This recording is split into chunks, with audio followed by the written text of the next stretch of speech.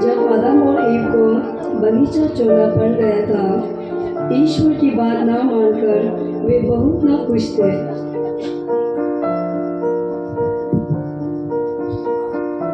हे ईश्वर, अभी बताइए मुझे कैसे साबित करें कि हम ही शर्मिंदा हैं। बताइए मेरे मालिक।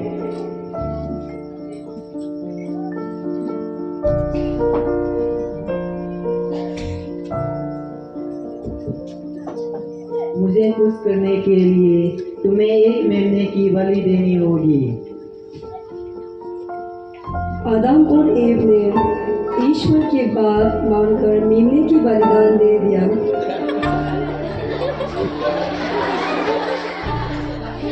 कुछ समय बाद आदम और ईव को 2 बच्चे हुए।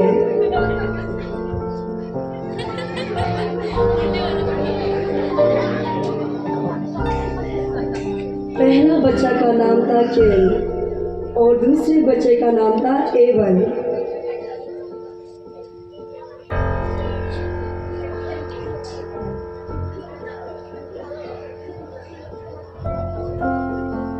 केन एक किसान था जो सब्जियां और दाल उगाता था।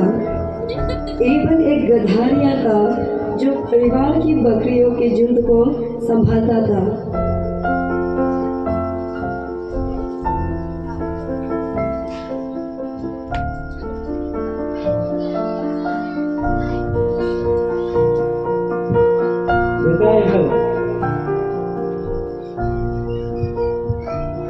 हाँ पिताजी, हमें एक बकरी की बलिदान देना होगा। यहाँ अगर हमने उसे बलिदान दिया तो यहाँ ऊपर वाले की हमें शुक्रियादा होंगे, शुक्रियादा पाएंगे और वहाँ हमें शुक्रगुजार होंगे और वहाँ हम हमारा गलतियों को माफ करेंगे।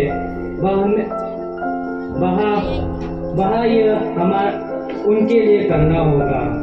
आप फिक्र मत कीजिए, जैसे आपने कहा है मैं मेमने की बलिदान दे दूंगा।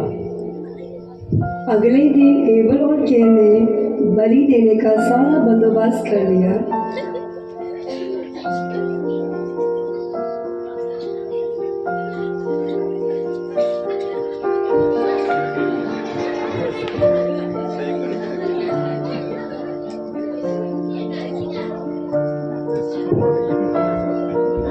एबल, क्या तुम पिताजी के कहे अनुसार बलि की बकरी देने के लिए तैयार हो?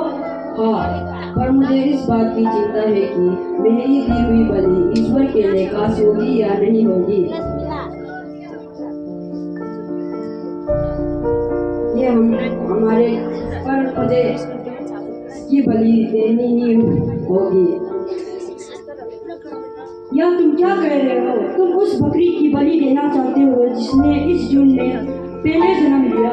मुझे माफ करना, लेकिन इसे खोने के लिए मेरा दिल भी नहीं मान रहा है। इसे कुर्बान करना तो मेरे लिए भी मुश्किल लग रहा है, पर हमारे लिए ये बहुत ही जरूरी है। हम ईश्वर का कहा भला कैसे भूल सकते हैं? मुझे लगता है कि तुम बेवकूफ हो जो बढ़िया बकरी को बलि देना चाहते हो। हमें उसकी जरूरत है, ना कि ईश्वर को।